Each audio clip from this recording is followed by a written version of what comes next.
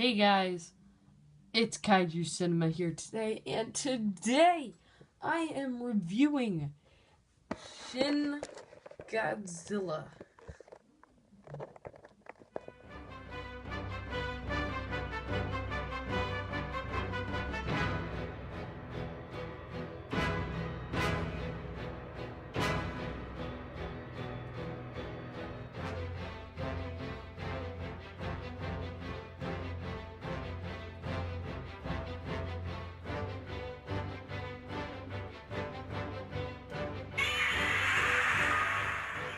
You heard that right, guys. I actually got around to reviewing Shin Godzilla, and if you want a really in-depth, typed out review, that will be in the description below. I'm not sure if I can fit the whole thing in, so there may or may not be the whole plot synopsis, but I'll make sure to have the reviewing parts. And for those who didn't see the movie and missed their chance, well, you got a synopsis, so you get to kind of know what I'm talking about here. So if you don't, and you're okay with being completely spoiled about everything in the movie, then by all means read that before watching.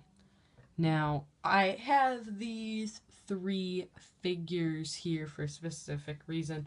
One, this movie precedes 2014, and this guy looks an awful lot like this guy, which I'm okay with, because from my old videos that I love, Godzilla 1995, Godzilla vs. Destroyer, which is my second favorite film.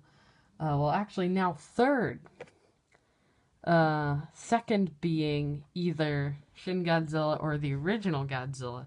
I know it's cliche to have the original Godzilla as my favorite or second favorite, which is why Godzilla vs. Destroyer has always been my favorite on my channel.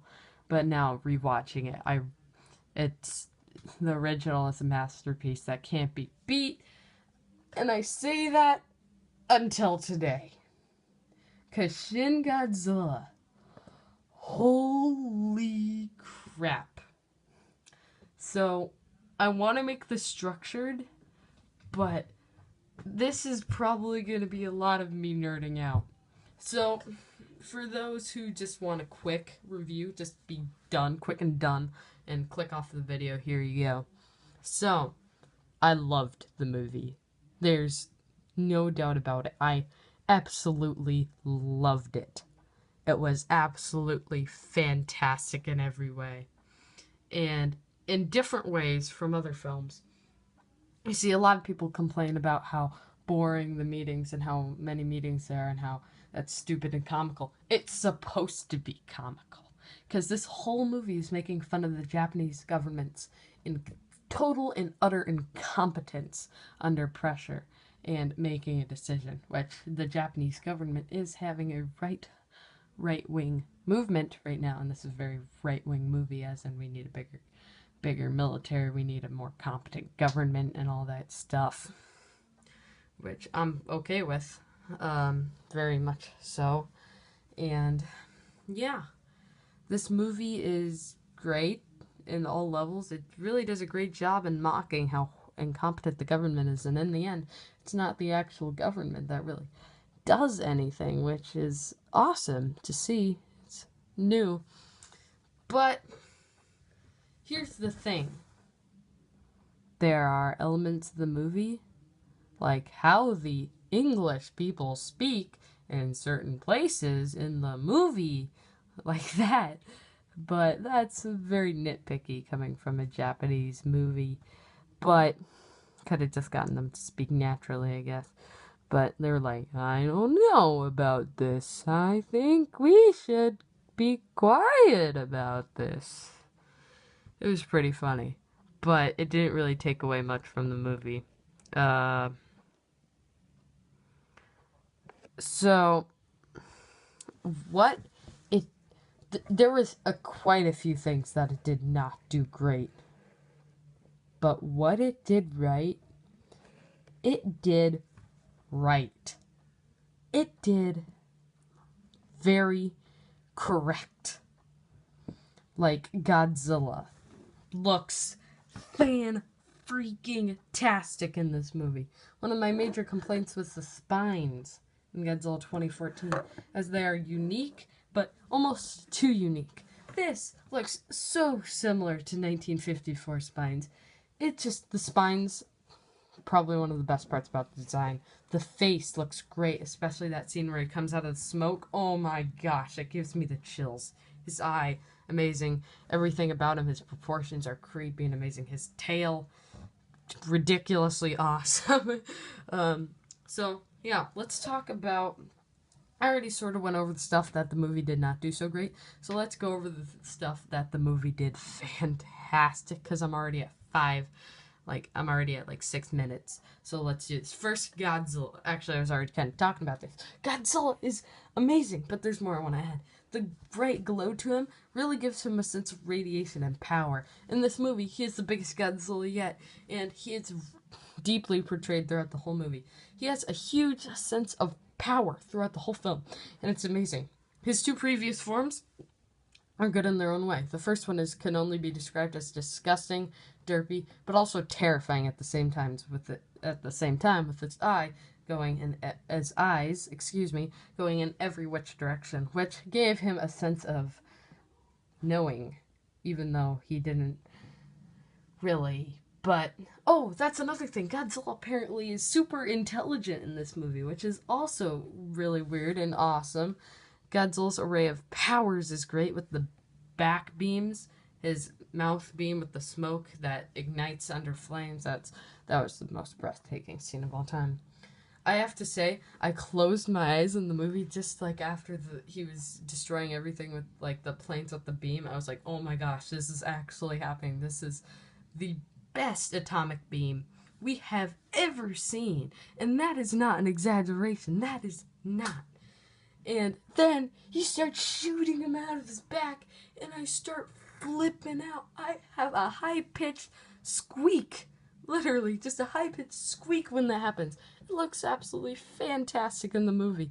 And he destroys everything. And then he unleashes his beam one more time, destroys the entire city, then turns it back into the flames, and it just... Oh my gosh. In this movie, he looks great. A lot of people complain that there was a couple scenes where he looked shoddy. I was looking for those the whole time, saying, oh, please don't let that be true. I didn't notice any. Personally, I did not notice any where he looked there was only one or two shots where he looked at all shoddy, and I did not think they were very shoddy. Most scenes looked better than 2014. And 2014 only looked good, mostly because the smoke helped a lot with the CGI and made the CGI look, don't get me wrong, fantastic. This movie, alright, before I talk about that one thing, let's finish up with the other thing that it did absolutely correctly. Sound design and music. Holy crap. Holy crap.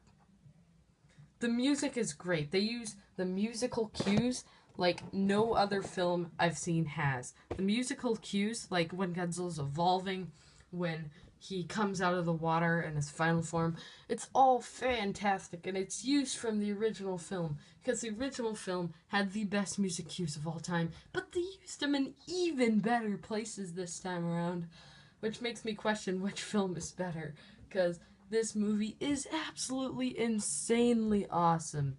Not to mention, over the past days, I've been listening to the produced music for the movie. Oh my gosh. It's chilling. It's awe-inspiring, and it's just dark and depressing, but I can't help but whistle it at all times and hum it and sing it in my head and even sing the lyrics in the shower. It's crazy. I love it so much, and it's so reminiscent of like GMK in the original film. It's so great. Now, which film is better? One of these. Well, one, I've had a couple complaints with the 2014 design, as I think it's unique and still resembles Godzilla, and it's definitely Godzilla. I think it's borderline straying too far. He seems way too boxy and very much like something that would be made with CGI. Rather, this, actually, a lot of people don't know that they used puppets in the film. They used puppets like in 1954. There's amazing puppets. They tried suitmation, but it only made a couple scenes with enhancements. From the information I've gathered, which is still awesome. We still get suitmation, kinda in one film, and the CGI still looked great, especially with the enhancements on the puppets. That was so amazing, by the way. Puppets were amazing. As film theories, frame by frame dude said, that is the creepiest puppet there ever was. And this movie, I felt this one was always just trying to top this movie, which is usually the worst thing you can do in a production. Just always trying to outdo the previous, like Call of Duty. Oh my gosh. But it was done right. I don't know if it was like by luck or skill, but it was absolutely done right in this manner. No questions about it. Godzilla's atomic breath, outdone perfectly. Especially with the size and power and portrayal of Godzilla in this movie is fantastic and amazing in every way. The portrayal of this Godzilla, especially with the soundtrack, just gives him a sense of unstoppable power, and we're all doomed. This Godzilla is very animal-like and moves a lot.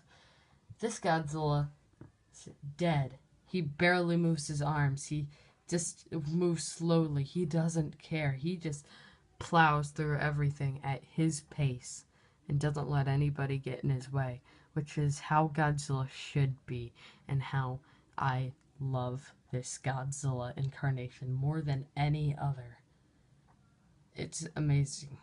The tail beam also, I forgot to mention his tail beams. Oh my gosh, it's so crazy, but I love it in its own way. It's great. And yeah, that's enough of me ranting. This movie outdid this movie in soundtrack. This movie outdid this movie in soundtrack.